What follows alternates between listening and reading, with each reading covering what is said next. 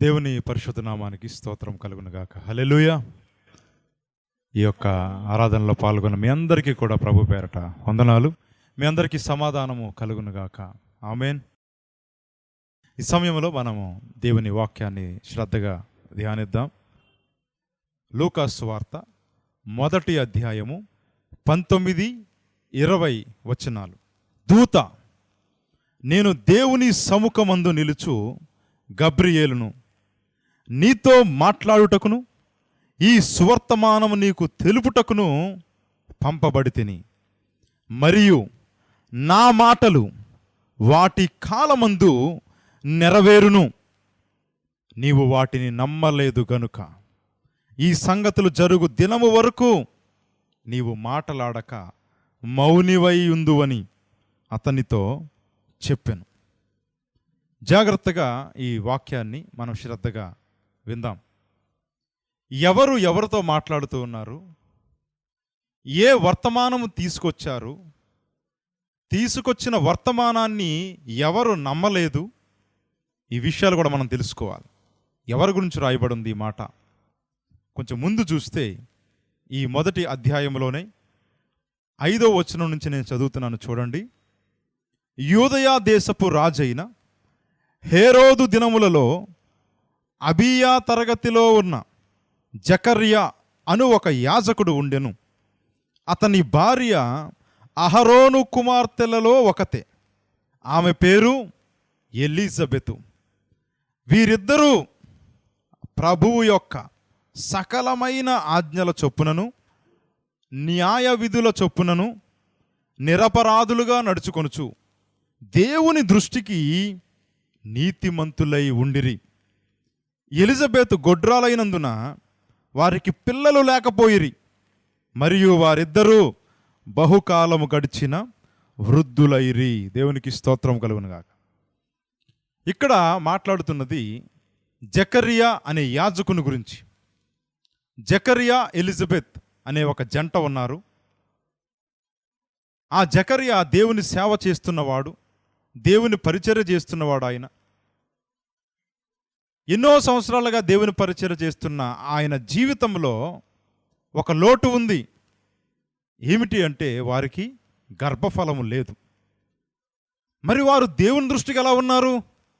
మనం అక్కడ చూస్తే వారు దేవుని దృష్టికి నీతిమంతులై ఉన్నారు. దేవునికి స్తోత్రం కలుగునుగా.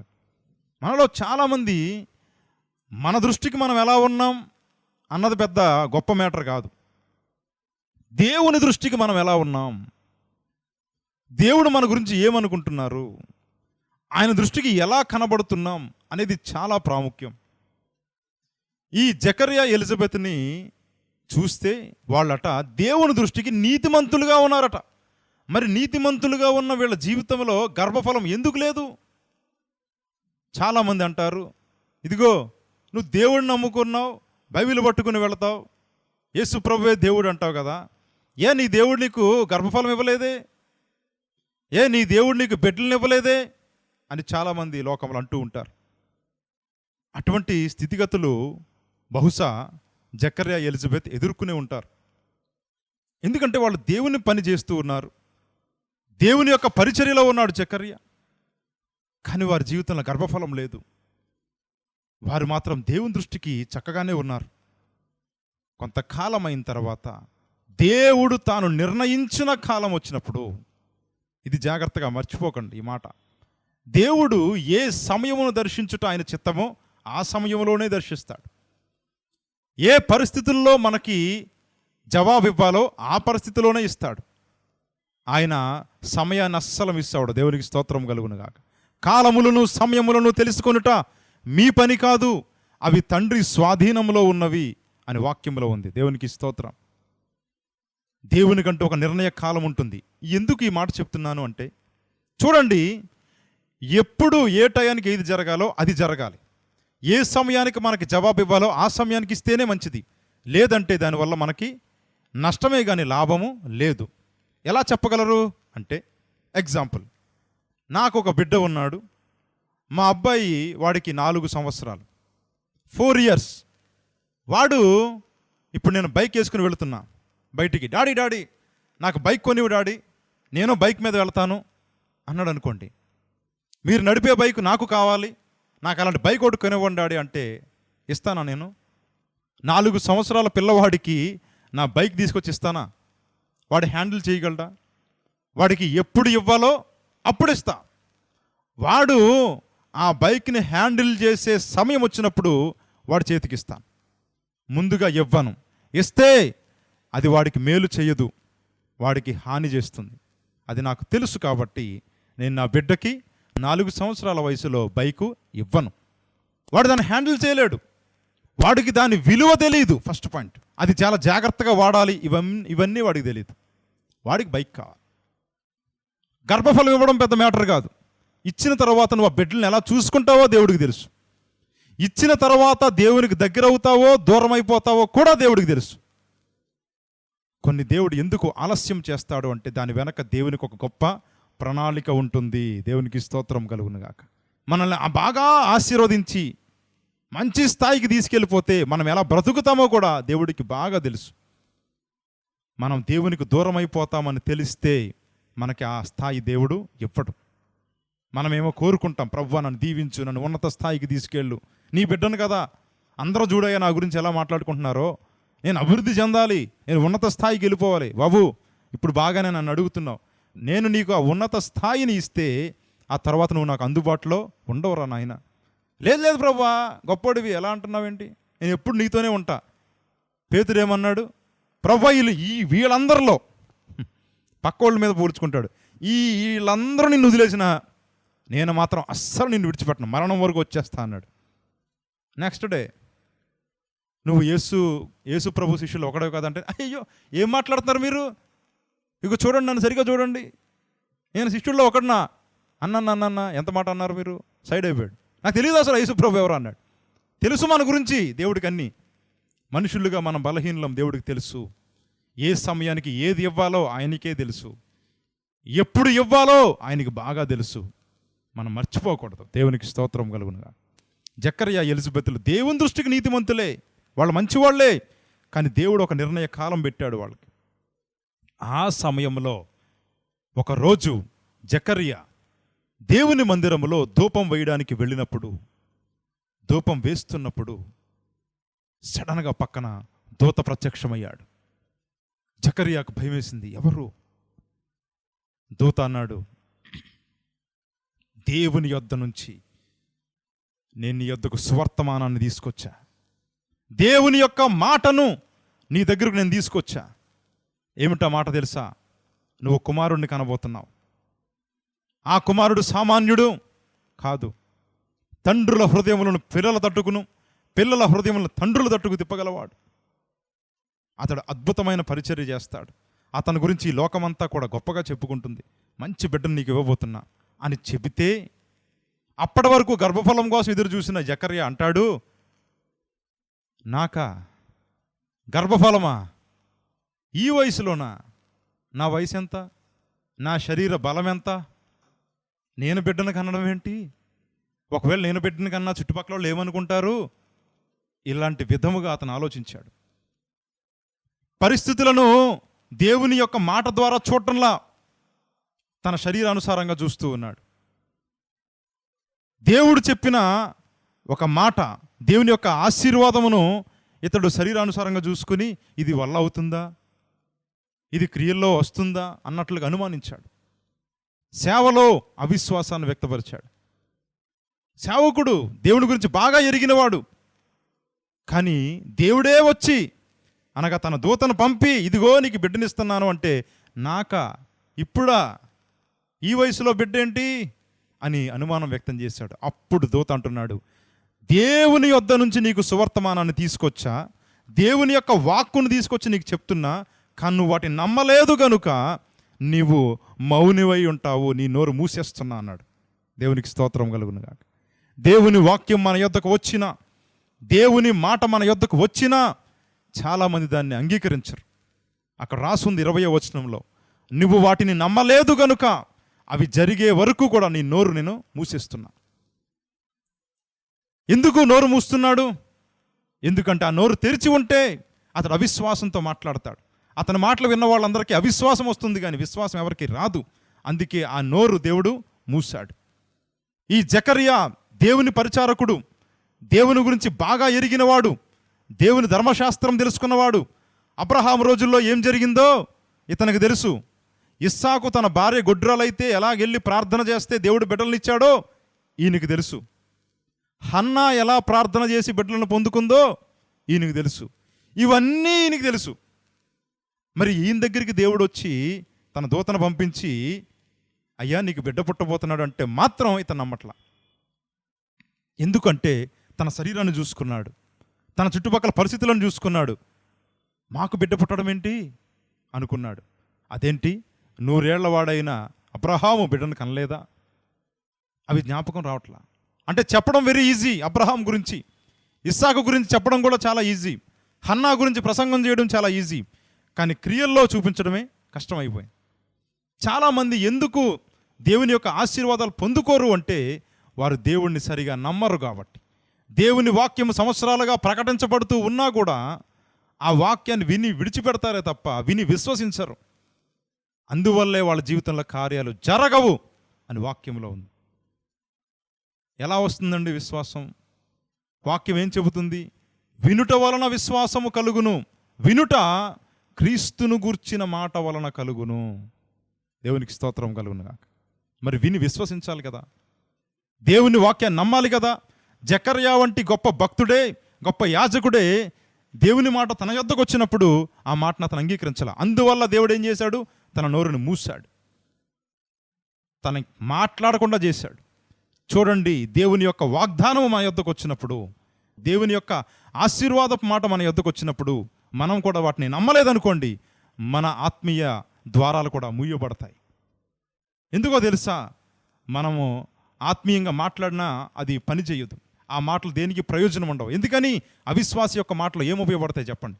అలాంటి వాడు నోరు మూసుకోవడమే బెటర్. జకర్యా యొక్క నోరును దేవుడు మూసేశాడు. ఎందుకని? నువ్వు నా మాటలు నమ్మలేదు కాబట్టి. నమ్మని వాడివి నువ్వు నోరు తెరిచావంటే నీ మాటల ద్వారా ఎవడో నమ్మడు. నువ్వే నమ్మలేదు, నీ మాటల ద్వారా ఎవడు నమ్ముతాడు నన్ను అంటాడు దేవుడు. వాక్యం వింటున్నామే మనం వెళ్ళి విశ్వసించకుండా, దేవుని మాటలు నమ్మకుండా, మనం ఇరుగు పొరుగు దగ్గరికి వెళ్ళి, అమ్మా యేసు ప్రభువుని నమ్ముకో, అమ్మా దేవుడు నీ జీవితంలో అద్భుతం చేస్తాడు నమ్ముకో అంటే వాళ్ళు పైనుంచి కిందకు చూస్తారు. ఎందుకని? నువ్వే నమ్మవు సరిగా. నీ కుటుంబంలోనే దేవుడు కార్యం జరగల, నీలోనే మార్పు రాలా, నాలో ఎలా వస్తుంది అంటాడు. ఏం చేయగలం చెప్పండి అప్పుడు? అందుకే అలాంటి వాళ్ళకి ఆత్మీయ ద్వారాలు మూయబడతాయి. పరిస్థితులను ఎలా చూస్తున్నాం అనేది చాలా జాగ్రత్త. దేవుని వాక్కుని ఆధారం చేసుకుని చూస్తున్నామా, లేకపోతే శరీర సంబంధంగా, లోక సంబంధంగా పరిస్థితులు ఎలాగున్నాయేంటి అనుకుంటున్నారా? పరిస్థితులు ఎలా చూసుకుంటున్నామో మనం ఒకసారి గమనించుకోవాలి. మీరు జాగ్రత్తగా ఒక ఎగ్జాంపుల్ చెప్తాను చూడండి. మనలో చాలామందికి ఈ మాటలు చాలా ప్రాముఖ్యమైనవి, జాగ్రత్తగా వినండి. మనలో చాలామందికి చీకటి అంటే భయం, అవునా కదా? చాలామందికి చీకటి అంటే భయం, పాములంటే అమ్మో భయం, దెయ్యాలంటే అమ్మో భయం, అనారోగ్యాలంటే అయ్యబాబోయ్ చాలా భయం, ఇష్టం లేని ఆహారం పెడితే చిచ్చి ఇది నేను తినను అంటారు. ఎందుకో తెలుసా? ఇటువంటి వాతావరణంలో మనం పెరిగాం కాబట్టి. మనం అటువంటి వాతావరణంలో పెరిగాం మనం చిన్నప్పటి నుంచి. అదే ఆఫ్రికా దేశంలో కొండ జాతి ప్రజల మధ్యకి వెళ్ళారనుకోండి, వాళ్ళకి చీకటి అంటే భయం ఉండదు. ఎందుకో తెలుసా? వాళ్ళకి అసలు లైటే ఉండదు కాబట్టి, ఎలక్ట్రికల్ సిస్టమ్ వాళ్ళకి లేదు కాబట్టి వాళ్ళకి చీకటి అంటే భయం ఉండదు. పాములు పక్క నుంచే పోతాయి కొండ జలవలన్నీ, వాళ్ళకి భయం ఉండదు. వాళ్ళకి వికృతమైన ఆకారాలు చూసి భయం ఉండదు, ఎందుకంటే వాళ్ళ చుట్టూ అడవి అలాగే ఉంటాయి. వాళ్ళకి అనారోగ్యాలంటే మనలాగా కంగారు పడిపోరు, అక్కడ ఏదో పసరు తీసుకుని వేసుకుంటారు అంతే. వాళ్ళకి ఆ ఫుడ్ తినను ఈ ఫుడ్ తినను ఉండదు, ఏది దొరికితే తింటారు. ఎక్కువ తింటే అజీర్తి చేస్తుంది, అయ్యేం తెలియదు వాళ్ళకి, తింటూ ఉంటారు. ఎందుకని? వాళ్ళు ఆ వాతావరణంలో పెరిగారు కాబట్టి. మనం ఈ వాతావరణంలో పెరిగాం, వాళ్ళు ఆ వాతావరణంలో పెరిగారు. కానీ వారిని సృష్టించింది దేవుడే, మనల్ని సృష్టించింది కూడా దేవుడే. ఆయన సృష్టించిన సృష్టిలోనే వాళ్ళు నివసిస్తున్నారు, మనము నివసిస్తున్నాం. మరి మనకు భయాలు ఎక్కువ, వాళ్ళకి భయాలు లేవు. కారణం ఏంటట? వాళ్ళు పెరిగిన వాతావరణం. జాగ్రత్తగా వినండి. ఈరోజు దేవుడు చేసిన సృష్టి మనిషికి హానికరమైనది కాదు. దేవునికి స్తోత్రం కలుగును గాక. దేవుడు సృష్టించిన సృష్టి మనిషికి హానికరమైనది కాదు. This creation is not harmful. మనకది హానికరమైనది కాదు. కానీ మనిషి తయారు చేసుకుంటున్నాడు అలాగా. మనిషి సృష్టి భయం వేస్తుంది, కానీ దేవుని సృష్టి ఏది కూడా మనుషుల్ని భయపెట్టడానికి ఆయన చేయలా. దేవుడి సృష్టిలోనే కొంతమంది ఏమో ధైర్యంగా ఉంటున్నారు, అదే సృష్టిలో కొంతమంది భయపడుతూ ఉన్నారు. కారణం ఏంటంటే వాళ్ళు దేన్ని ఆధారం చేసుకుంటున్నారు. ఈరోజు నేను చెప్తున్న ఒక మాట వినండి. Without God this world is terrible, but with God this world is beautiful. దేవునికి స్తోత్రం కలుగును గాక. అనగా దేవునితో ఈ సృష్టిని చూస్తే అంత అందంగా ఉంటుంది, దేవుడు లేకుండా ఈ సృష్టిని చూస్తే అంత భయంకరంగా ఉంటుంది. పరిస్థితులన్నీ భయపెడతాయి, పరిస్థితుల్లో మనకి ఆందోళన కలుగుతుంది. దేవుడు లేకుండా ఏ ప్రయత్నాలు చేసినా, దేవుని మాటని ఆధారం చేసుకోకుండా ఏ పరిస్థితిని చూసినా అది మనకి భయాన్నే పుట్టిస్తుంది, అవిశ్వాసాన్నే కలిగిస్తుంది. అలా కాకుండా దేవుని మాటను ఆధారం చేసుకుని పరిస్థితులను చూసామనుకోండి, అన్నీ కూడా అద్భుతంగా కనబడతాయి. దేవునికి స్తోత్రం కలుగును కాక. కనుక ఎలా చూస్తున్నాం పరిస్థితులను? దేవుని మాటను ఆధారం చేసుకున్నా, లేకపోతే మన చుట్టుపక్కల వాతావరణాన్ని, మన శరీరానుసారమైన స్థితిని ఆధారం చేసుకుని చూస్తున్నామా? పరిశీలన చేసుకోవాలి. అసలు దేవుని యొక్క ప్రణాళికలు ఎలా ఉన్నాయో తెలుసా మన పట్ల? చూడండి, కీర్తనలు 40వ కీర్తన 5వ వచనాన్ని చూడండి. యెహోవా నా దేవా, నీవు మా ఎడల జరిగించిన ఆశ్చర్య క్రియలను, మా ఎడల నీకున్న తలంపులు బహు విస్తారములు. దేవునికి స్తోత్రం కలుగును గాక. దేవా, మా ఎడల నీకున్న తలంపులు బహు విస్తారములు. దేవునికి స్తోత్రం కలుగును గాక. ఎంత ప్లానింగ్ ఉందనుకుంటున్నారు మన జీవితం పట్ల దేవునికి? అర్థం చేసుకోవాలి. నాకు ఇంత వయసు అయిపోయింది బాబు, నా మీద ఏం ప్రణాళిక ఉంటుంది అనుకోవద్దు. చిన్న బిడ్డ దగ్గర నుంచి వృద్ధాప్యంలో ఉన్న వాళ్ళ వరకు అందరి ఎడలా కూడా దేవునికి గొప్ప తలంపులు కలిగి ఉన్నాయి. దేవునికి స్తోత్రం. మన పట్ల ప్రణాళిక ఉంది, అందుకే ఇంకా బ్రతికున్నాం, అందుకే ఆయుష్ను కలిగి ఉన్నాం. మనల్ని ఎందుకు దేవుడు సజీవంగా ఉంచాడు? ఎందుకు ఆయుష్నిచ్చాడు? ఇంకా ఎందుకు ఆయుష్ని పెంచుతున్నాడు? మన పట్ల ఆయనకు ఒక ప్రణాళిక ఉంది, ఆయనకు ఒక పర్పస్ ఉంది. ఒక వృద్ధాప్యం ఉన్న తల్లి అనుకుందంటే ఇలాగే, నా వల్ల ఏం ఉపయోగం, నా బిడ్డలకే ఉపయోగం లేదు, ఎవరికే ప్రయోజనం లేదు, చచ్చిపోదామని చెప్పి ఆవిడ నడుచుకుంటూ పోతుందంట. గోదాట్లో దూకి చచ్చిపోదామని చెప్పి వెళుతూ ఉందట.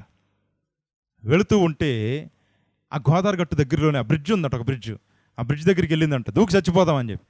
కరెక్ట్గా ఆ బ్రిడ్జి ఎంట్రన్స్లో ఒక యవనస్త్రాలు కూర్చుంది, తల దించుకుని ఏడుస్తుంది.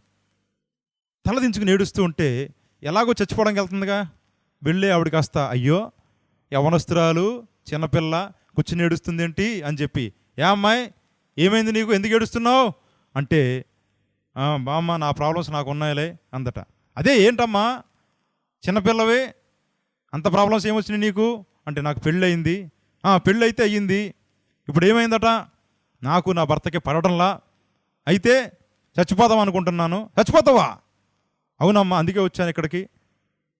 అప్పుడు ఇవి అనుకుంటుందండి, ఇదేంటి నేను కూడా చద్దామనే వచ్చాను, ఈ పిల్ల కూడా చచ్చిపోదాం అనుకుంటుంది అని చెప్పి. ఊరే చిన్నపిల్లవే, ఊరుకోమ్మా, కుటుంబంలో అలాగే ఉంటాయి కష్టాలు, భార్యకి భర్తకి మధ్య ఏ గొడవలు కామనే, అవన్నీ కూడా సర్దుకుపోవాలమ్మా.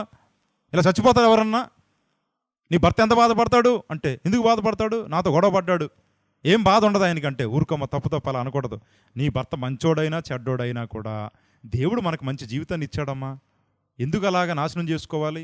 సర్దుకుపోమ్మా, ప్రేమించడం నేర్చుకోమ్మా అని చెప్తూ ఉండగా అక్కడ ఎవరో బండేసి వస్తున్నాడంటే ఇలాగ నెతుక్కుంటూ, ఏంటంటే మా ఆవిడ ఎక్కడ పోయింది, మా ఆవిడ ఎక్కడ పోయింది, మా ఆవిడ ఎక్కడ పోయింది అని వాడు నెతుక్కుంటూ వస్తున్నాడు బండేసుకుని టెన్షన్గా.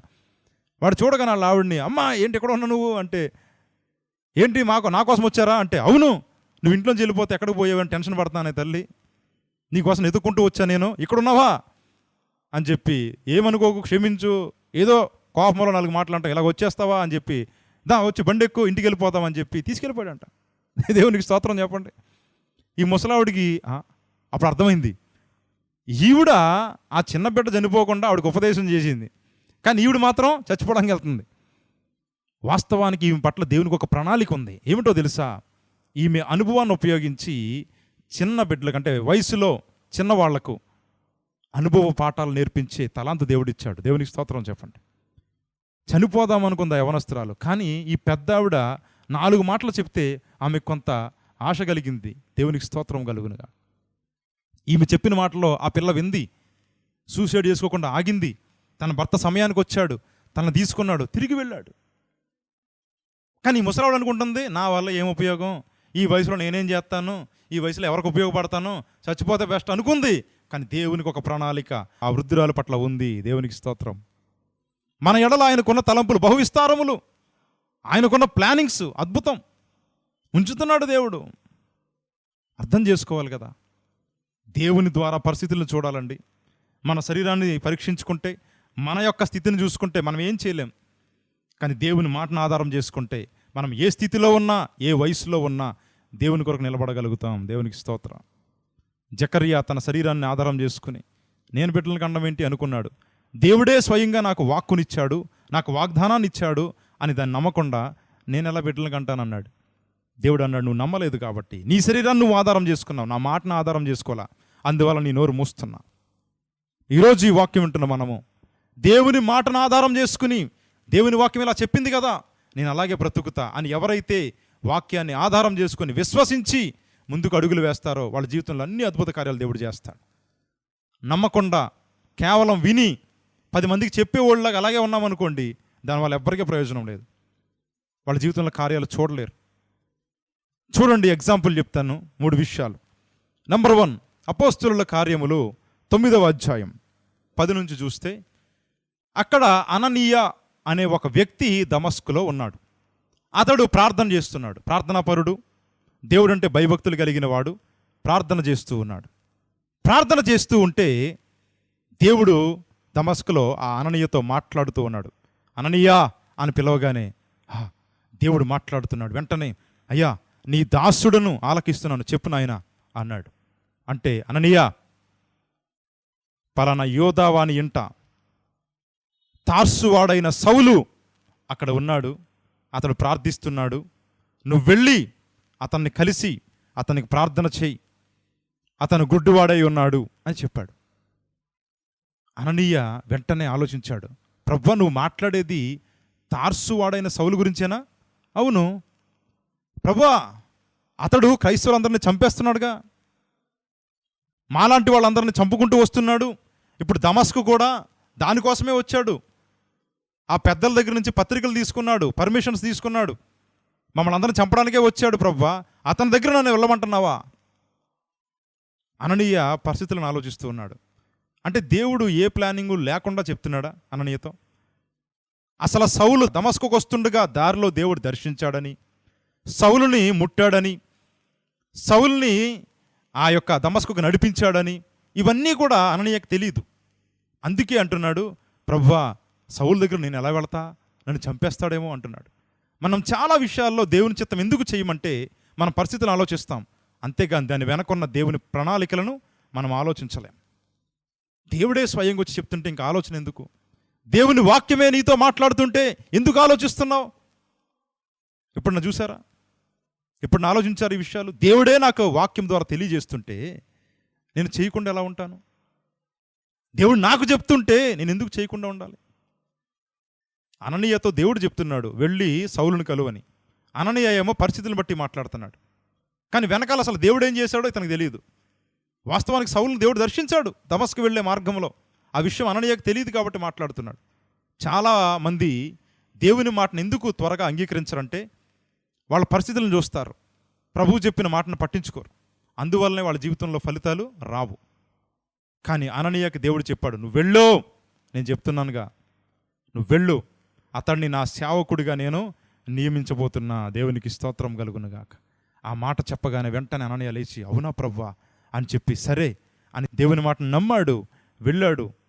వెళ్ళి ఆ ఇంటికి వెళ్ళగానే సౌలు ప్రార్థన చేస్తూ ఉన్నాడు.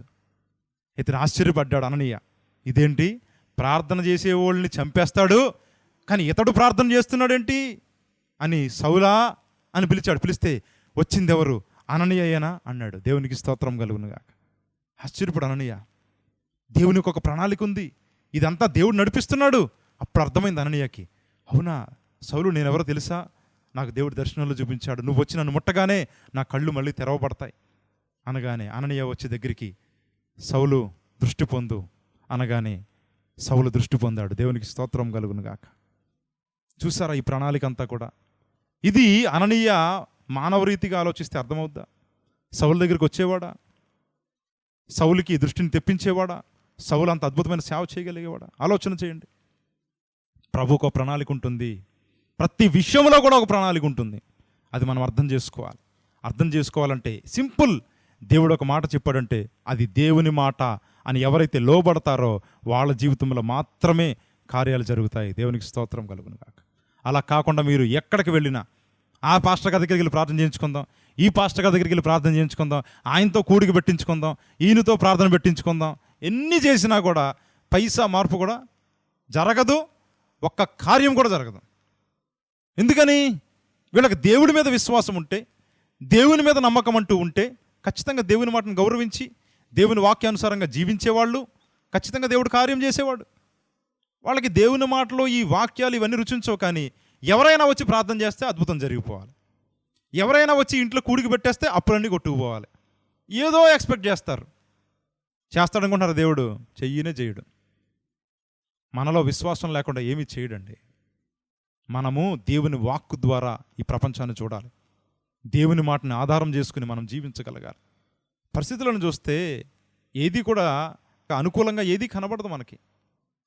కానీ దేవుని మాటను ఆధారం చేసుకుంటే నమ్మువానికి సమస్తము సాధ్యమే. దేవునికి స్తోత్రం కలుగును గాక. అది అననీయ జీవితంలో దేవుడు చేసిన గొప్ప కార్యం. నెంబర్ 2, ఏలియా ఉన్నాడు, ప్రవక్త అయిన ఏలియా. ఆ ఏలియా ఏమంటున్నాడో చూడండి. మొదటి రాజుల గ్రంథము 19వ అధ్యాయం 14వ వచనం. అందుకతడు ఇశ్రాయేలు వారు నీ నిబంధనను త్రోసివేసి నీ బలిపీఠములను పడగొట్టి నీ ప్రవక్తలను ఖడ్గము చేత హతము చేసిరి. సైన్యములకు అధిపతియకు దేవుడగు యెహోవా కొరకు మహారోషము గలవాడనై నేను ఒక్కడను మాత్రమే మిగిలి ఉండగా వారు నా ప్రాణము తీసివేయుటకై చూచుచున్నారని చెప్పాను. అప్పుడు యెహోవా అతనికి సెలవిచ్చినదేమనగా, నీవు మరలి అరణ్య మార్గమున దమస్కునకు పోయి దానిలో ప్రవేశించి సిరియా దేశం మీద హజాయేలుకు పట్టాభిషేకం చేయుము, ఇశ్రాయేలు వారి మీద యెహూకు పట్టాభిషేకం చేయుము, నీకు మారుగా ప్రవక్త అయి ఉండుటకు ఎలీషాకు అభిషేకం చేయుము. దేవునికి స్తోత్రం కలుగును గాక. దేవునికి ఒక ప్లానింగ్ ఉంది. ఏలియా అంటున్నాడు, ప్రభువా వీరందరూ నిన్ను వ్యతిరేకిస్తున్నారయ్యా, ఈ ప్రవక్తలు నేను ఒక్కడనే బ్రతికున్నా, నన్ను కూడా చంపాలనుకుంటున్నారయ్యా, ఏంటి పరిస్థితి అంటున్నాడు. ఏలియా, అసలు చుట్టుపక్కల ఏం జరుగుతుందో నీకు తెలుసా? నువ్వు అనుకుంటున్నావు ఇక్కడ ప్రజలు ఎవరు నమ్మట్లేదు, అందరిలో కూడా నువ్వు ఒక్కడవే మిగిలావని నువ్వు అనుకుంటున్నావు. నో, నువ్వు వెళ్ళు, నేను చెప్పింది చేయి. సిరియా మీద హజాయేలు అనే వ్యక్తికి పట్టాభిషేకం చేయి, ఇశ్రాయేలుకు రాజుగా యెహూని పట్టాభిషేకం చేయి, నీకు తర్వాత ప్రవక్తగా ఎలీషాను అభిషేకం చేయి. ఎంతమంది ఉన్నారు ప్రభువా? అవును. అంతేకాదు, ఈ విగ్రహాలకు ఆరాధించనటువంటి వారు, బయలుదేవతకు మోకాళ్ళలోనని వారు ఇంకా 7,000 మంది ఇక్కడ నాకు మిగిలి ఉన్నారు అన్నాడు. దేవునికి స్తోత్రం కలుగును గాక. అంత ప్లానింగ్ ఉంది దేవునికి. ఏలియా అనుకుంటున్నాడు ఆ సందర్భంలో, ప్రభువా ఎవ్వరూ నిలబట్టలేదయ్యా, నేను ఒక్కడనే మిగిలాను, ఏంటి నెక్స్ట్ అంటున్నాడు. ఏలియా, నువ్వేమి బాధపడకు, ఆల్రెడీ నేను అందరిని ఏర్పాటు చేశా, హజాయేల్ని ఏర్పాటు చేశా, యెహూని ఏర్పాటు చేశా, ఎలీషాను ఏర్పాటు చేశా, 7,000 మంది శిష్యులు ఇంకా ఉన్నారు, ఇదంతా నీకు తెలీదు. చూసారా, ఏలియా దేవుని వాక్కుని ఆధారం చేసుకుంటే అప్పుడు అర్థమైంది ఏలియాకి దేవునికి చాలా ప్రణాళిక ఉంది. ఎలీషాను సిద్ధపరుస్తున్నాడని, యెహూని సిద్ధపరిచాడని, హజాయేల్ని సిద్ధపరిచాడని, ఇవన్నీ కూడా ఏలియాకు అప్పుడు తెలియదు. కానీ దేవుడు మాట్లాడిన తర్వాత ఇంత పర్పస్ ఉందా దేవుడికి, అప్పుడు ముందుకెళ్ళాడు. దేవునికి స్తోత్రం కలుగును గాక. దేవుని మాటను ఆధారం చేసుకుని ప్రయాణం మొదలుపెట్టాడు. అప్పుడు ముందడుగు వేశాడు ఏలియా. మన జీవితంలో ఏం జరుగుతుందో వెనక మనకు తెలియదు. అందుకే దేవుని మాటలని చాలామంది అంగీకరించరు సరిగా. మనం పెరిగిన వాతావరణం అలాంటిది, మనం పెరిగిన స్థితిగతులు అలాంటివి. ఎవరు కూడా త్వరగా దేవుడిని నమ్మడానికి ఇష్టపడరు, పరిస్థితులను బట్టి, పెరిగిన వాతావరణాన్ని బట్టి. కానీ దేవుని వాక్కును ఆధారం చేసుకుంటే ఆయన వాక్కు ఊరికే రాదు, దాని వెనక ఒక ప్రణాళిక ఉంటుంది. దేవుడు మన పట్ల గొప్ప ప్రణాళిక కలిగి ఉంటాడు. అందుకే మనతో మాట్లాడుతూ ఉంటాడు. నేను చెప్పిన ఈ మాటలు కనుక మీరు క్రియల్లో పెడితే, నా వాక్కును ఆధారం చేసుకుని మీ పనుల్లో ముందుకు వెళితే నా ఆశీర్వాదాలు మీరు పొందుకుంటారు అంటున్నాడు దేవుడు. దేవునికి స్తోత్రం కలుగునుగాక. అది నమ్మాలి మనం. లేదయ్యా అలాగే జరగదే, మా ఇంట్లో అలా జరుగుద్దా, జరగదే, మా వాళ్ళు ఎవరు ఒప్పుకోరే, ఇలా ఎదురు మాట్లాడకూడదు. నమ్మితే కదా కార్యాలు చూసేది. విశ్వాసం లేకుండా దేవునికి ఇష్టడై ఉండుట అసాధ్యమని బైబిల్లో ఉంది. మనం నమ్మకపోతే కార్యాలు ఎలా చూస్తాం? జకర్యా నమ్మలా, అందుకే దేవుడు అతను నోరు మూసేశాడు. నమ్మాలి. దేవుని మాటను నమ్మితేనే మనము కార్యాలు చూడగలుగుతాం. మొదట్లో అననీయ నమ్మలేదు, కానీ దేవుడు చెప్పిన మాటని అర్థం చేసుకుని వెళ్ళాడు. అద్భుత కార్యం జరిగింది. ప్రపంచాన్నే కదిలించగలిగిన అపోస్తలుడైన పౌలును అతడు వెళ్ళి ముట్టి ప్రార్థన చేశాడు. అంతటి గొప్ప వ్యక్తిని కలిసే అవకాశం దేవుడిచ్చాడు. తర్వాత ఏలియా కూడా దేవుని యొక్క ప్రణాళిక అర్థం చేసుకున్న తర్వాత వెళ్ళి ఒక్కొక్కరికి పట్టాభిషేకాలు చేశాడు. తర్వాత ఎలీషాని, తర్వాత తన వెనక ప్రవక్తగా ఎలీషాను పిలిచాడు. ఇవన్నీ కూడా దేవుని యొక్క ప్రణాళికలే. మనం ప్రభు యొక్క మాటని ఆధారం చేసుకుని మన జీవితాన్ని చూడాలి. ఆఖరిగా ఒక మాట చెప్తా చూడండి. అపోస్తలుల కార్యములు 18వ అధ్యాయం 5వ వచనంలో, సీలయు తిమోతియు మాసిదోనియా నుండి వచ్చినప్పుడు పౌలు వాక్యం బోధించుట యందు ఆతృత గలవాడై యేసే క్రీస్తని యూదులకు దృఢముగా సాక్ష్యం ఇచ్చుచుండెను. వారు ఎదురాడి దూషించినప్పుడు అతడు తన వస్త్రములు దులుపుకొని, మీ నాశనమునకు మీరే ఉత్తరవాదులు, నేను నిర్దోషిని, ఇక మీదట అన్యజనుల యొద్దకు పోవుదును అని వారితో చెప్పి అక్కడి నుండి వెళ్ళి దేవుని యందు భక్తిగల తీతియు యూస్తు అను ఒకని ఇంటికి వచ్చెను. అతని ఇల్లు సమాజ మందిరాన్ని ఆనుకుని ఉండెను. ఆ సమాజ మందిరపు అధికారి అయిన క్రిస్పు తన ఇంటి వారందరితో కూడా ప్రభువునందు విశ్వాసం ఉంచాను. మరియు కొరింథీయుల్లో అనేకులు విని విశ్వాసించి బాప్తిసం పొందిరి. రాత్రివేళ దర్శనమందు ప్రభువు, నీవు భయపడక మాట్లాడుము, మౌనముగా ఉండకుము, నేను నీకు తోడయ్యున్నాను, నీకు హాని చేయుటకు నీ మీదకి ఎవడు రాడు, ఈ పట్టణంలో నాకు బహుజన సమూహం ఉన్నదని సౌలుతో చెప్పగా అతడు వారి మధ్య దేవుని వాక్యము బోధించుచు 1 సంవత్సరం మీద 6 నెలలు అక్కడ నివసించెను. దేవునికి స్తోత్రం కలుగును గాక. పౌలు అనుకున్నాడు, అక్కడికి వెళ్ళి వాక్యం చెప్తే చాలామంది అంగీకరించలా. అల్లవయ్య బోల్డ్ మంది చెప్తారు వాక్యాలు, ఇదే పెద్ద గొప్ప నువ్వు అని తృణీకరించారు. పౌలు ఒకటే అన్నాడు, ఈరోజు నేను చెప్తున్న వాక్యం మీకు అవసరం లేదు కదా, ఇవన్నీ ఎలవాయ్ చెప్పావులే కానీ కబుర్లు అన్నారు కదా, మీకు మీరే ఉత్తరవాదులు, నేనిక మీ దగ్గర ఉండను, నేను వెళ్ళిపోతున్నాను, నేను అన్యజనుల యొద్దకు వెళ్ళిపోతున్నాను, నేను అక్కడికి వెళ్ళి స్వార్థ చెప్పుకుంటా, మీ దగ్గర నేను ఉండను, వెళ్ళిపోతున్నాడు. ఆ రాత్రి దేవుడు దర్శించాడు. పౌలో, నువ్వు భయపడక మాట్లాడు, నోరు తెరువు మాట్లాడు, నువ్వు మౌనంగా ఉండొద్దు, ఇక్కడ మాట్లాడు. వీళ్ళు ఎవరు వినట్లేదయ్యా సరిగా, ఈ పట్టణంలో నాకు బహుజన సమూహం ఉన్నది, రహస్య విశ్వాసులు చాలామంది ఉన్నారు, వాళ్ళని నేను నడిపిస్తా, ఇక్కడ నువ్వు మాట్లాడాలి, ఇక్కడ నువ్వు వాక్య పరిచర్య చేయాలి. దేవునికి స్తోత్రం కలుగును గాక. పౌలు అనుకున్నాడు, ఎంతసేపు చెప్పినా మాట వినని వీళ్ళ దగ్గర నేనేం సేవ చేయాలి, వీళ్ళని వదిలేసి నా చేతులు దులుపుకు నేను వెళ్ళిపోతా ఇక్కడి నుంచి, అన్యజనుల దగ్గరికి వెళ్ళి శుభ్రంగా సువార్త చేసుకుంటా, వాళ్ళైనా వింటారు అనుకున్నాడు. కానీ దేవుడు అన్నాడు, నో, నువ్వు నోరు తెరిచి మాట్లాడాల్సిందే, నువ్వెవ్వడికి భయపడకు, ఏ పరిస్థితులను చూడకో, నన్ను నమ్ము, నువ్వు మాట్లాడు, ఇక్కడ బహుజన సమూహం నాకుంది, నువ్వు ఇంకా వాళ్ళని చూడలా, నేను నడిపిస్తా. దేవునికి స్తోత్రం కలుగును గాక. దేవుని మాటను ఆధారం చేసుకున్నాడు.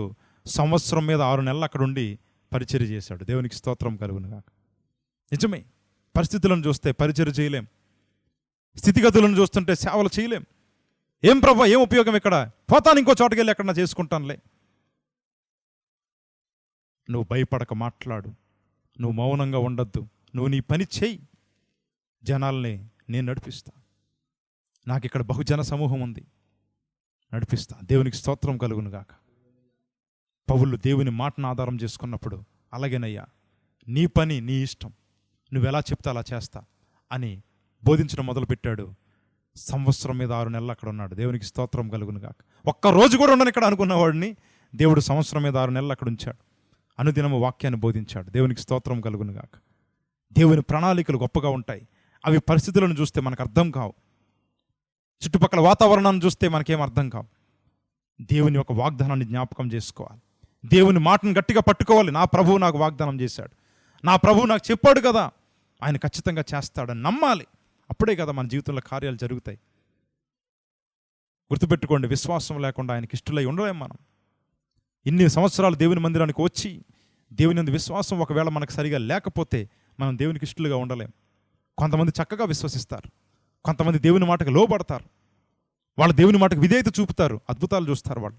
కొంతమంది మాత్రం సంవత్సరాలు వెంబడి సంవత్సరాలు వస్తారు, కానీ వాళ్ళు సరిగా దేవుని మాటలకు విలువ ఇవ్వరు, పెద్దగా పట్టించుకోరు, పేరుకి వింటారు, చేసేయన్ని వాళ్ళ పనులు వాళ్ళు చేస్తారు. పేరుకి దేవుడు భక్తి ఇంట్లో కృతజ్ఞత కూడికి అంటారు, మళ్ళీ వాళ్ళ ఇష్టానుసారంగా జీవిస్తారు. వీళ్ళ జీవితంలో స్టెబిలిటీ ఉండదు, వీళ్ళ జీవితంలో కార్యాలు జరగవు. కొంతకాలంగా వాళ్ళు విసిగిపోతారు. ఏం ఉపయోగం నాకు దేవుడి వల్ల అంటారు. మనం దేవుని మాటను ఆధారం చేసుకుంటేనే ఆయన ప్రణాళికలు ఏంటో అర్థమవుతాయి. ఒక చోటకి దేవుడు వెళ్ళమని చెప్తున్నాడు అంటే అక్కడ అన్నీ కూడా దేవుడు సెట్ చేస్తాడు. ఎవరెవరితో మాట్లాడాలి, ఎవరెవరిని కదపాలి, దేవుడికి అన్నీ తెలుసు. అవన్నీ ఊరికే చెప్తాడు అనుకున్నారా దేవుడు? ఊరికే మాటలు తెలియజేస్తాడా? ఊసిపోక దేవుడు ఏదో చెప్తూ ఉంటాడా? లేదు. దాని వెనక ఒక ప్రణాళిక ఉంటుంది దేవునికి. మనకు ఉండదు, మనుషులకి పర్పస్ ఉండకపోవచ్చు, కానీ దేవునికి ఒక పర్పస్ ఉంటుంది. మనం సృష్టించినా ఒక పర్పస్ ఉంది, మనకింకా సజీవంగా మనల్ని ఉంచినా ఒక పర్పస్ ఉంది, మనకు ఆయుష్ పెంచుతున్నా ఒక ప్రణాళిక మన మీద ఉంది. అది మర్చిపోకూడదు ఎవరు కూడా. దేవుని మాటను ఆధారం చేసుకోకపోతే మనం ఈ లోకంలో కష్టం బతకడం అంతా ఇబ్బందిగా అనిపిస్తుంది, అంతా భయంగా అనిపిస్తుంది, ప్రతిదీ కూడా అవమానకరంగా అనిపిస్తూ ఉంటుంది. అది యేసును కలిగి మనం జీవిస్తే, దేవుణ్ణి కలిగి మనం జీవిస్తే ప్రతి పరిస్థితిలో కూడా మనం ప్రశాంతంగా ఉండగలం. దేవునికి స్తోత్రం కలుగునుగాక. యేసుతో ఈ సృష్టిని చూడాలి, యేసయ్య మాటతో ఈ యొక్క లోకాన్ని చూడగలగాలి. మన సొంతంగా చూసామనుకోండి, మనకి ఈ లోకం నచ్చదు, పరిస్థితులు నచ్చవు, మనుషులు ఎవరో నచ్చరు. కానీ దేవుని వాక్యాన్ని ఆధారం చేసుకుని, నా ప్రభువు చెప్పాడు పొరుగువాడిని ప్రేమించమని, నా ప్రభువు చెప్పాడు అందరినీ క్షమించమని, నా ప్రభువు చెప్పాడు మౌనంగా ఉండమని, నా ప్రభువు చెప్పాడు ప్రార్థన చేయమని. ఈ వాక్యాలు మన హృదయాల్లో ఉంటే సమయానుకూలంగా సమయస్ఫూర్తితో మనం వ్యవహరిస్తాం, మనం సమాధానం కలిగి జీవిస్తాం. దేవునికి స్తోత్రం. ఈ విషయాలు మనం మర్చిపోకూడదు. ఆఖరికి ఒక్క మాట చెప్పి నేను ముగిస్తాను. రోమీలికి రాసిన పత్రిక 8వ అధ్యాయము 27-28 వచనాలు. మరియు హృదయములను పరిశోధించువాడు ఆత్మ యొక్క మనస్సు ఏదో ఎరుగును, ఎలా అనగా ఆయన దేవుని చిత్త ప్రకారము పరిశుద్ధుల కొరకు విజ్ఞాపనం చేయుచున్నాడు. దేవుణ్ణి ప్రేమించు వారికి, అనగా ఆయన సంకల్పం చొప్పున పిలువబడిన వారికి మేలు కలుగుటకై సమస్తము సమకూడి జరుగుతున్నాయి. దేవునికి స్తోత్రం కలుగునుగాక. ఎందుకు ఇంట్లో ఇలా ఉంది పరిస్థితి? ఎందుకు ఒంట్లో ఇలా ఉంది పరిస్థితి? ఏంటి నా బిడ్డల విషయంలో ఇలా ఉంది పరిస్థితి? ఎందుకు ఇలా జరుగుతుంది? ప్రభు అంటున్నాడు, మేలు కలుగుటకై తన బిడ్డలకు అన్నీ కూడా సమస్తము సమకూడి జరుగుతున్నాయి. దేవునికి స్తోత్రం కలుగునుగాక. విసిగిపోకూడదు, పరిస్థితులను బట్టి ఇబ్బంది పడిపోకూడదు, దేవుని వాక్యాన్ని నమ్మాలి. ఇంకొక అడుగు ముందుకేసి ఒక మాట చెప్తాడు ప్రభువు. చూడండి 31-32 వచనాల్లో. ఇట్లుండగా ఏమందుము, దేవుడు మన పక్షమునుండగా మనకు విరోధి ఎవడు? తన సొంత కుమారుణ్ణే అనుగ్రహించుటకు వెనక తీయక మనందరి కొరకు ఆయనను అప్పగించిన వాడు ఆయనతో పాటు సమస్తమును మనకి ఎందుకు అనుగ్రహింపడు? దేవునికి స్తోత్రం కలుగునుగాక. ఎందుకు ఇవ్వడండి దేవుడు? ఎవరి కొరకు ఉంచాడు ఆశీర్వాదాలు? ఆయన మన కొరకు కాదా? మనమే కదా సరిగా దేవుని మాటను నమ్మక, దేవుని మాటకు విలువ ఇవ్వకుండా, దేవుని చిత్తానుసారంగా వెళ్ళక మనమే కదా పోగొట్టుకుంటున్నాం. ఈ ఆశీర్వాదాలు ఎవరి కోసమో? లోకస్తుల కోసమా? దేవుని మాటను తృణీకరించే వారి కోసమా? అపవాదిగాడి కోసమా ప్రభు ఉంచింది ఆశీర్వాదాలు? కాదు, మన కోసం. తనను ప్రేమించు వారికి, తనను విశ్వసించు వారికి ఈ లోకంలో ఎంతమంది ఉన్నారు? మీరే వచ్చేందుకు దేవుని మాటలను వింటున్నారు. ఈ లోకంలో ఎంతోమంది ఉన్నారు, కానీ కొంతమందే వచ్చి దేవుని మందిరంలో ఎందుకు కూర్చుంటున్నారు? వాళ్ళు దేవుని మాటకు విలువ ఇచ్చారు కాబట్టి, వాళ్ళు దేవుని ప్రేమిస్తున్నారు కాబట్టి, దేవుని విశ్వసిస్తున్నారు కాబట్టి వాళ్ళు వచ్చారు. అలాంటి వాళ్ళని దేవుడు విడిచిపెడతాడా? అలాంటి వాళ్ళని పట్టించుకోకుండా ఉంటాడా దేవుడు? ఖచ్చితంగా పట్టించుకుంటాడండి. మన పట్ల గొప్ప ప్రణాళికలు కలిగి ఉన్నాడు దేవుడు. ఒక తండ్రి బిడ్డ కోసం ఏం ప్లాన్ చేస్తాడో మనకు తెలియదు, కానీ ఆ పరలోకపు తండ్రి మాత్రం ప్రతి ఒక్కళ్ళ కోసం కూడా అద్భుతమైన ప్లానింగ్ చేస్తాడు. దేవునికి స్తోత్రం కలుగునుగాక. ఈరోజు ఇక్కడ నిలబడి వాక్యం చెప్తున్న నా జీవితంలో నేను ఎన్నో చూశాను. నాకు పరిస్థితి చివరి వరకు వచ్చే వరకు అర్థమయ్యేది కాదు. ప్రభు ఎందుకు నడిపించాడా? ప్రభు ఇందుకోసం తీసుకొచ్చాడా? ప్రభు అందుక ఈ కష్టాన్ని నిలవ చేసింది, ప్రభు అందుక నాకు అనారోగ్యాన్ని ఇచ్చింది. ఇవన్నీ కూడా చివరి వరకు కూడా నాకు తెలిసేవి కాదు. మొదట్లో చాలా కష్టం అనిపించేది. ప్రభువా, ఏంటి నిన్ను నమ్ముకుని వస్తే నాకు ఎందుకు ఇలా జరుగుతుంది? ప్రభువా, నిన్ను ఆధారం చేసుకుని నాకు ఎందుకు ఇలా అవుతుంది? చూడు పరిస్థితులు ఎలా ఉన్నాయి, చూడు పరిస్థితులు అలా ఉన్నాయి, చూడు ప్రభా వాళ్ళు ఏమంటున్నారో, చూడు ప్రభా వీళ్ళు ఏమంటున్నారో, ఇలా చెప్పుకునేవాడిని. కానీ దేవుడు, ఎందుకయ్యా అంత కంగారు పడుతున్నావు? మేలు కలుగుటకై సమస్తాన్ని సమకూడి జరిగిస్తాను నేను. నువ్వే ఇంత ఆలోచిస్తుంటే నేను సృష్టించిన నేను ఎంత ఆలోచిస్తాను నీకోసం? నీ గురించి నువ్వు ఇంత కేర్ తీసుకుంటున్నావే, నీ మీద ఎవరైనా ఏదైనా అంటే ఇంత ఇబ్బంది పడిపోతున్నావే, మరి నేను ఎంత ఆలోచిస్తాను నీకోసం? నేను ఏ ఆలోచనలు కలిగి నిన్ను పుట్టించానో తెలుసా నీకు? ఆలోచించాలి. దేవుని యొక్క ఆలోచనలు మనం అర్థం చేసుకోవాలండి. దేవుని మాట ద్వారా ఈ లోకాన్ని చూడాలి. దేవుని వాక్కు ద్వారా మన పరిస్థితులను చూడగలగాలి. అంతేకాని లోకానుసారంగా, శరీరానుసారంగా, ఇష్టానుసారంగా చూస్తే మనకి ఇదంతా లోకం గందరగోళంగా ఉంటుంది. ఇంట్లో పరిస్థితులు భయంకరంగా ఉంటాయి. అన్నీ కూడా భయం పుట్టిస్తాయి, టెన్షన్ రప్పిస్తాయి, విసుగనిపించేస్తాయి. అది యేసును కలిగి ఉంటే మానసిక ప్రశాంతత ఉంటుంది, మనసులో ప్రశాంతత ఉంటుంది. చుట్టూ ఎంత అలజడి రేగినా మనకు ప్రశాంతత ఉంటుంది. కనుక ఈరోజు ఈ వాక్యం విన్న మనము ఒకటి జ్ఞాపకం పెట్టుకోవాలి. ఎలా చూస్తున్న పరిస్థితులను ప్రభువు యొక్క మాట ద్వారా, దేవుని ద్వారా చూస్తున్నామా, లేకపోతే శరీరానుసారంగా, లోకానుసారంగా ఆలోచిస్తున్నామా? ఈరోజు మనం పరిశీలన చేసుకోవాలి. ప్రతి ఒక్కరు కళ్ళు మూసుకొని ప్రార్థన చేద్దాం. పరిశుద్ధుడా, ప్రేమ కలిగిన తండ్రి, నీ నామానికి వందనాలు, స్తోత్రాలయ్యా. నాయన, ఈ లోకంలో నీ యొక్క ఉద్దేశాలని అర్థం చేసుకోలేకపోతున్నాం. అసలు నువ్వెంత ప్రణాళిక కలిగి ఉన్నావో, అసలు మమ్మల్ని ప్రేమించే నీకు ఎంత ప్రణాళిక ఉంటుందో మేము చాలాసార్లు అర్థం చేసుకోలేకపోతున్నాం. పరిస్థితులను చూసి ఏడుస్తాం, పరిస్థితులను చూసి భయపడతాం. ఇది మా వల్ల అవుతుందా? ఇది మా జీవితంలో జరుగుతుందా? మా కుటుంబాలు కట్టబడతాయా? చాలా ప్రశ్నలు. మేము మా చుట్టూ పెరిగిన వాతావరణాన్ని మేము ఎక్కువ చూస్తున్నాం కాబట్టి మాకు ఇవన్నీ ఇబ్బందిగా అనిపిస్తున్నాయి. కానీ నా దేవా, ఈరోజు నువ్వు చెప్తున్నావు, నా మాటను ఆధారం చేసుకుంటే మీ జీవితాల్లో కార్యాలు జరుగుతాయి అంటున్నావు. మీ ఎడల నాకున్న తలంపులు విస్తారములు అని నువ్వు మాట్లాడుతున్నావు ప్రభువా. మేలు కలుగుటకై సమస్తము సమకూడి జరిగిస్తున్నానని నువ్వు మాట్లాడుతున్నావు ప్రభువా. సొంత కుమారుణ్ణే ఈ లోకానికి ఇవ్వడానికి వెనుతిరిగిన నేను మీ విషయాల్లో ఎందుకు గొప్ప కార్యాలు చేయను? ఎందుకు మీకు ఆశీర్వాదాలు అనుగ్రహించకుండా ఉంటాను? ఖచ్చితంగా అనుగ్రహిస్తానని నువ్వు చెప్తున్నావు ప్రభువా. స్తోత్రాలయ్యా.